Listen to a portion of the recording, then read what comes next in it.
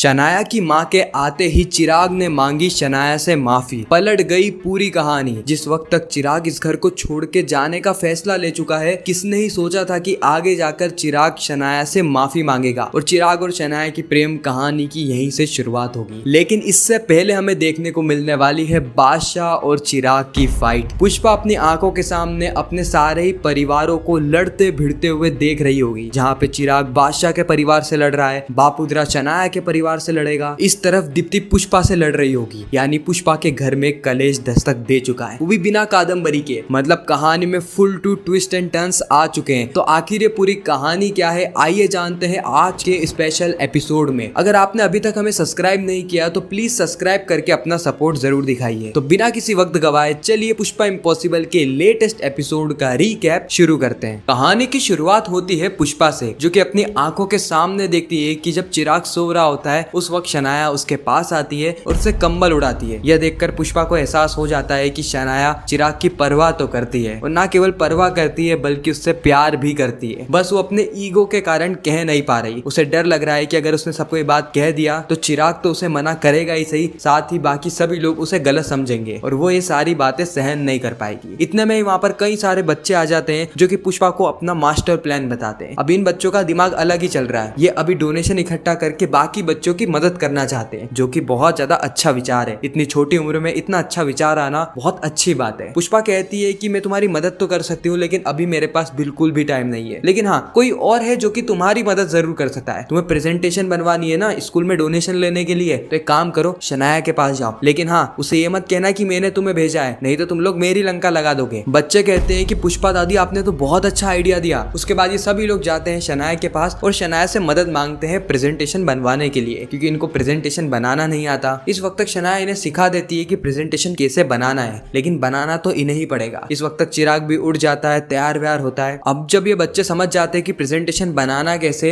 ये शनाया से अनुरोध करते हैं कि शनाया जाए और प्रेजेंटेशन सबमिट करे। शनाया कहती है कि मैं ये सब कैसे कर सकती हूँ, मेरी तो कम्युनिटी सर्विस सिर्फ 2 दिन की बची है, 2 दिन बाद तो मैं यहाँ से चली जाऊंगी, मैं तुम्हारी मदद नहीं कर सकती। इस वक्त तक सारे बच्चे उदास हो जाते हैं, वापस से उनकी पुष्पा दादी के पास आते हैं और उनसे पूछ रहे होते हैं कि अब हम क्या करें, हमारी मदद कौन करेगा, और प्लीज आप कहिए ना शनाया दीदी को कि वो यहाँ पर ही रुके, वो कहीं नहीं जाए। इस वक्त तक पुष्पा कहती है कि रोशन, क्या तेरा भी यही मानना है? रोशन कहता है कि हाँ ना पुष्पा दादी, मेरा भी यही मानना है। पुष्पा उससे ये सवाल कहती है कि तेरी प्रार्थना दीदी का एक्सीडेंट करने वाली शनाया ही थी, तुझे उन पे गुस्सा नहीं आता? उसी वक्त रोशन कहता है कि शुरू में आता था, लेकिन बाद में मुझे पता चला कि सारी चीजें महज एक एक्सीडेंट थी। अब एक्सीडेंट के चलते मैं शनाया को जिंदगी भर तो दोष नहीं दे सकता ना। मैं तो ये चाहता हूँ कि वो हमेशा एटलीस्ट चौल में ही रहे। प्लीज पुष्पा दादी, क्या आप हमारी मदद करेंगी? पुष्पा कहती है कि देखो, मैं कोशिश करूंगी कि शनाया हमेशा एटलीस्ट चौल में ही रहे, लेकिन हाँ, सिर्फ कोशिश करूंगी, उसके आगे का फैसला शनाया के हाथ में ही है। और ये सारी बातें दीप्ति सुन लेती है। अब दीप्ति को ये बात बहुत ज्यादा बुरी लगती है कि पुष्पा शनाया को यहाँ पर ही रोकना चाहती है। इसीलिए दीप्ति आती है अश्विन के पास और अश्विन को ये पूरी कहानी बता देती है कि कैसे मम्मी चाहती है कि शनाया यहाँ पर ही रहे चिराग के साथ, और वहीं पर ही चिराग तो शनाया से नफरत करता है। मम्मी ये प्यार का रिश्ता जोड़ना क्यों चाहती है जब दोनों एक दूसरे से नफरत करते हैं? उसी वक्त अश्विन कहता है कि अब मम्मी क्या चाहती है ये मैं नहीं जानता, लेकिन मैं ये जरूर जानता हूँ कि चिराग क्या चाहता है। चिराग का दिल 2 बार टूट चुका है और 2 बार उसकी शादी भी टूट चुकी है। अब मुझे नहीं लगता कि वो किसी से भी प्यार करने के लिए तैयार है। वो अब प्यार झेल नहीं पाएगा और शनाया जैसी लड़की से तो बिल्कुल भी नहीं झेल पाएगा। अब पुष्पा यह बात सुन लेती है, यानी पहले दीप्ति ने पुष्पा की बात सुनी, अब पुष्पा ने अश्विन और दीप्ति की बातें सुन ली। उसी वक्त पुष्पा को बात याद आती है जहाँ पर शनाया ने अपनी माँ के फ्लैट को बेचकर कई सारे पैसे इकट्ठे करे थे कादम्बरी से इस घर को खरीदने के लिए। अब क्योंकि शनाया ने तो वो पैसे लेने से मना कर दिया था, इसीलिए पुष्पा ने वो पैसे अपने अलमारी में रखे थे। इसलिए पुष्पा तुरंत उन पैसों को निकालती है और सीधे जाती है शनाया के पास और शनाया को ये पैसे वापस लेने को कहती है कि यह घर तो अब पुष्पा के नाम पर हो चुका है। लेकिन शनाया वापस से पैसे लेने को इनकार कर देती है। शनाया कहती है कि कल को कुछ मुसीबत आती है तो उस समय ये पैसे काम आ जाएंगे पुष्पा, और वैसे भी यह बात हम दोनों के बीच की है। इतना कहकर शनाया वहां से चली जाती है। अब पुष्पा को यहाँ पे बुरा लग रहा होता है क्योंकि पुष्पा किसी का भी एहसान अपने सर पे नहीं रखती। इसीलिए पुष्पा सीधे फोन करती है शांतनु मेहता को और पहुंच जाती है शांतनु मेहता के आलीशान से ऑफिस में। वहां पर पहुंचने के बाद वही पैसे शांतनु मेहता को दे रही होती है, लेकिन शांतनु मेहता भी वो पैसे लेने से इनकार कर देते हैं। शांतनु मेहता कहते हैं कि पुष्पा जी, शनाया ने आपको अपनी माँ की तरह माना है। शायद आपको पता नहीं है, जिस रात को शनाया मुझसे उस फ्लैट की चाबी लेने आई थी तो उसने मुझसे कहा था कि मेरी एक माँ ने मेरे लिए फ्लैट छोड़ा है, लेकिन मैं जिसे अपनी माँ समान मानती हूँ पुष्पा को, उसको अभी पैसों की सख्त आवश्यकता है। इसीलिए मैं मेरी माँ की आखिरी निशानी बेचकर उसके लिए कुछ पैसे इकट्ठा करना चाहती चाहती हो। इसीलिए पुष्पा जी आप समझ ही सकते हैं कि ये माँ और बेटे की बीच की बात है, इसलिए माँ और बेटी के बीच में यह इंसान नहीं आ सका, मैं ये पैसे नहीं ले सका। पुष्पा की इस वक्त तक आंखों में आंसू आ जाते हैं। पुष्पा शांतनु मेहता को कहती है कि शांतनु मेहता जी आप बस एक काम करना कि हम दोनों के बीच में जो बातचीत हुई है ये प्लीज शनाया को मत बताना। इतना कहकर पुष्पा वहां से चली जाती है। अब जब पुष्पा बापूद्रा चौल पहुंचती है तो वहां पर बापूद्रा आ जाता है। बापूद्रा ने पूरी फाइल तैयार कर रखी होती है प्रार्थना के नाम से फंड बनाने के लिए। अब बस यहाँ पर साइन करके पैसे डोनेट करने जाना था, तो वो पूरा काम पुष्पा को सौंप देता है। कहता है कि शुभ काम चिराग के हाथों से ही करवाना। पुष्पा फाइल लेती है और अपना दिमाग दौड़ाती है। वह चिराग के साथ साथ शनाया को भी पैसे डोनेट करने के लिए भेज देती है ताकि ये दोनों करीब रहेंगे और इन दोनों के बीच में करीबियां और ज्यादा बढ़ेगी। लेकिन इसका उल्टा हो जाता है। जब चिराग और शनाया जा रहे होते हैं तो बीच में ही ये दोनों आपस में लड़ने लगते हैं। चिराग ने स्पीड में बाइक चलाई और एकदम ब्रेक मार दिया, जिससे शनाया का हाथ गलती से चिराग के कंधे पर आ गया और यह चिराग से बिल्कुल भी बर्दाश्त नहीं हुआ। इसीलिए चिराग उसी वक्त शनाया को उतार देता है। अब पानी भी उसी वक्त आ जाता है, जिसके कारण चिराग तो वापस से बापूद्रा चौल लौट जाता है। इस तरफ शनाया भी ऑटो में बैठकर बापूद्रा चौल आ जाती है। चिराग ने शनाया के साथ इस वक्त तक गलत किया, लेकिन चिराग की नफरत भी सही है क्योंकि शनाया ने भी चिराग के साथ बहुत गलत किया है। खैर इस वक्त तक दीप्ति सबसे पहले तो पुष्पा से कहती है कि मम्मी आप ये क्या कर रही हैं? आप उस रिश्ते को जोड़ने की कोशिश कर रही हैं जो कि पहले से ही टूटा हुआ है। अरे ये कभी रिश्ता था ही नहीं। चिराग और शनाया ये दोनों शुरू से ही एक दूसरे से नफरत करा करते थे। पुष्पा कहती है कि दीप्ति तुझे शायद पता नहीं है कि तू और अश्विन तुम दोनों का रिश्ता भी ऐसे मुकाम पर आ गया था जहाँ पर तुम दोनों का सिर्फ डाइवोर्स होने वाला था। बस डाइवोर्स हो ही जाता, लेकिन आखिर में मेरे ही बदौलत डाइवोर्स नहीं हुआ। दीप्ति कहती है कि मम्मी मैं बहुत अच्छे से जानती हूँ और मैं उसके लिए आपके आभारी भी हूँ, लेकिन हम दोनों के बीच में प्यार था। अश्विन और मैं एक दूसरे से प्यार करते थे, लेकिन चिराग और शनाया इनके बीच में प्यार का प भी नहीं है। ये दोनों एक दूसरे से इतनी नफरत करते हैं। अब ये बात कहीं ना कहीं शनाया सुन लेती है। इतने में वहां पर चिराग आ जाता है गुस्से से लथपथ होते हुए। चिराग कहता है कि मम्मी मुझे समझ में आ गया है कि तू करना क्या चाहती है। तू जो कुछ भी करना चाहती है ना प्लीज मत कर, अगली बार से ऐसा मत करना। हम दोनों के बीच का रिश्ता जोड़ने की कोशिश मत कर। नहीं करा मैंने कोई साइन वाइन, नहीं करना मुझे कोई डोनेशन। गुस्से में चिराग वहां से चला जाता है। गुस्से में तो दीप्ति भी वहां से चली जाती है और उसी वक्त वहां पर शनाया आती है। शनाया कहती है कि हम डोनेशन नहीं कर पाए। इतना कहकर वो फाइल पुष्पा को दे देती है। साथ ही पुष्पा शनाया से एक आखिरी सवाल करती है। वह सवाल ये था कि शनाया तू मुझे साफ साफ बता कि क्या तू चिराग को पसंद करती है। लेकिन शनाया साफ इनकार कर देती है। शनाया कहती मैं और चिराग बिल्कुल भी नहीं। अरे मैंने तो कभी सपने में भी नहीं सोचा था कि पुष्पा तुम इस बारे में सोचोगी। मैं चिराग से बिल्कुल भी प्यार नहीं करती और न ही चिराग मुझसे प्यार करता है। इसीलिए तो मैंने डाइवोर्स एग्रीमेंट पे साइन कर दिया है। बस जल्दी से जल्दी हमारा डाइवोर्स हो जाए और चिराग भी आजाद हो जाए और मैं भी आजाद हो जाऊं। और मेरी कम्युनिटी सर्विस भी बस कुछ दिन की बची हुई है, वो खत्म होते ही मैं बापूद्रा चौल से हमेशा हमेशा के लिए चली जाऊंगी। इस वक्त तक शनाया की सांसें फूलने लगती है। जो भी बातें बोल रही थी वो सांसें फुलाकर बोल रही थी। पुष्पा समझ जाती है कि शनाया अंदर ही अंदर रो रही है। पुष्पा कहती कि शनाया तू अपने आप को समझाने की कोशिश कर रही है कि तू चिराग से प्यार नहीं करती, लेकिन असलियत बिल्कुल भी नहीं है और मैं ये बात साबित करके रहूंगी। खैर इसी के साथ ही खूबसूरत एपिसोड यहाँ पर समाप्त होता है। आपको यह रिकैप कैसा लगा कमेंट सेक्शन में जरूर बताना। अगर आपको ये रिकैप अच्छा लगा हो तो चैनल को सब्सक्राइब करना मत भूलना। मैं मिलता हूँ आप सभी से किसी नेक्स्ट इंटरेस्टिंग वीडियो में। जब तक के लिए गुड बाय।